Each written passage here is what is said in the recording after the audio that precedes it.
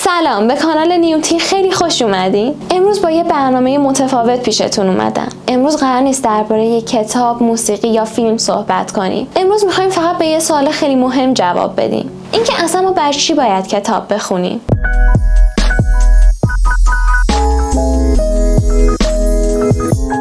این سوال یکی از دوستای من بود که ازم پرسید چرا باید کتاب بخونیم وقتی میشه فیلم ببینیم. شاید این سوالو خیلیامون از خودمون بپرسیم، چون واقعا به نظر میرسه که کتاب خوندن خیلی کار بیهوده‌ایه وقتی که ما میتونیم طی 2 ساعت کل اون کتابو توی یه فیلم ببینیم. این تفکری که بین ما مردم جا افتاده باعث شده که سرانه مطالعه کشورمون چیزی حدود 15 تا 20 دقیقه در روز باشه. فکرشو بکنید، 15 تا 20 دقیقه در روز برای ذهنی که قرار آینده‌مون رو بسازه. اکثر ما تلاش میکنیم که یک بدن خوش فرم داشته باشیم. باشگاه میریم، رژیم میگیریم و کلی براش وقت میذاریم، در صورتی که ذهن ما به همین توجه نیاز داره. ولی جواب اینکه چطور میتونیم ذهنمون رو خوش فرم و تغذیه کنیم اینه که کتاب بخونیم. کتاب در واقع ورزش ذهنه. هر صفحه‌ای که ورق میزنیم و جلو میریم، هر زمانی که صرف میکنیم برای کتاب خوندن باعث میشه که ذهن ما قوی تر بشه، در واقع یه جورایی عضله بسازه.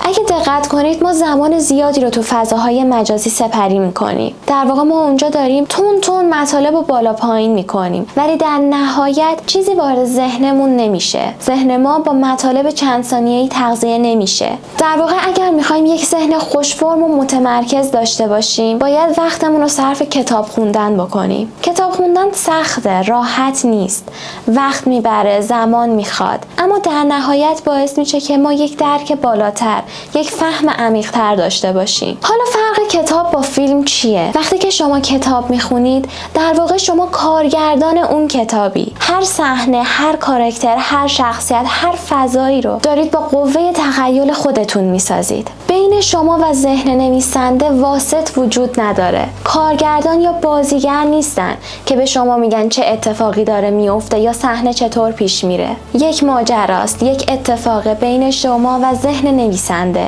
و این قوه تخیل شما رو قوی میکنه و به پرواز در میاره. فروید میگه همه نویسنده ها یک روان رنجورن که دارن رویاهاشون رو مینویسن. نویسنده کسیه که رویاهای تحقق نیافته و رنجهای سرکوب شدهش رو روی کاغذ جاری میکنه.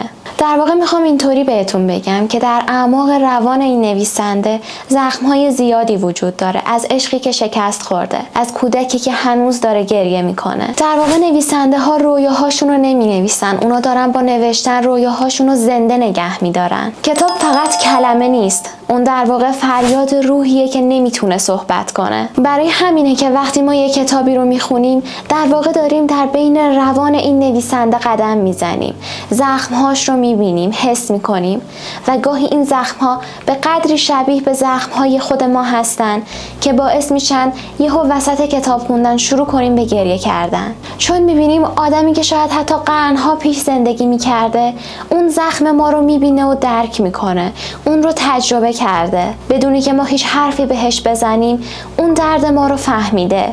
شاید خیلی بیشتر از کسایی که به ما خیلی نزدیکن و اطرافمون زندگی میکنن.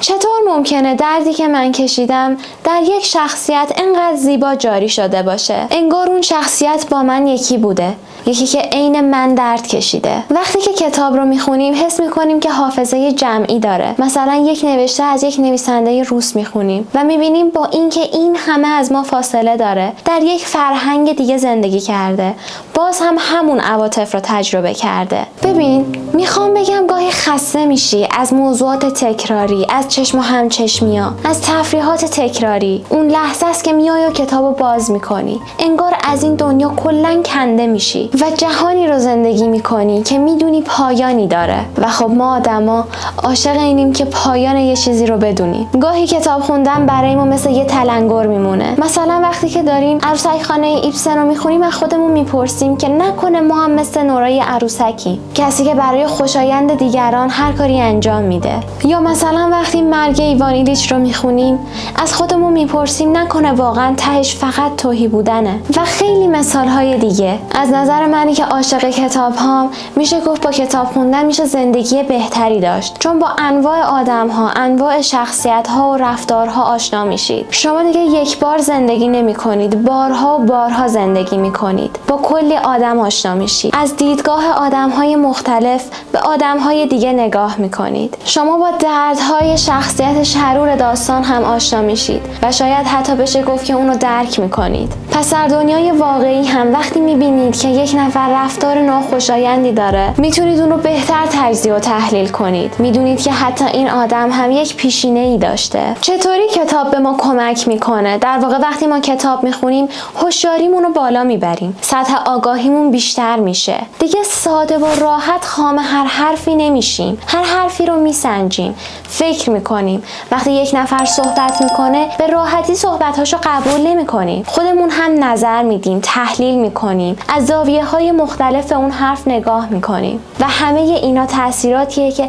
کتاب خوندن روی ما میذاره. و همینطور کتاب خوندن به ما شجاعت میده. وقتی میبینیم که شخصیت‌های کتاب چطور روی عقیدهشون وایسادن و موندن، چطور شجاعانه براش جنگیدن و چه سختی‌هایی رو تحمل کردن، میفهمیم که اگر یک تصمیمی گرفتیم، اگر یک عقیده‌ای داریم، اگر یک راهی رو میریم، توش پر از سختیه. دقیقاً مثل کتاب‌ها، چون که این کتاب‌ها هم از دل واقعیت نوشته شدن. ما میبینیم که چطور باید پای اون حرف و فکرمون وایستیم. اگر ما کتاب نخونیم و این آگاهیمون رو بالا نبریم، ما محکوم هستیم که یک اشتباه رو بارها و بارها تکرار کنیم بدون اینکه ازش درس بگیریم. اینکه آیا هر کتابی ارزش خوندن داره و اینکه ما چه کتابی رو بخونیم و با چه کتابی شروع کنیم بهتره بذاریم برای ویدئوی بعدی. خیلی ازتون ممنونم که تا اینجا منو همراهی کردین.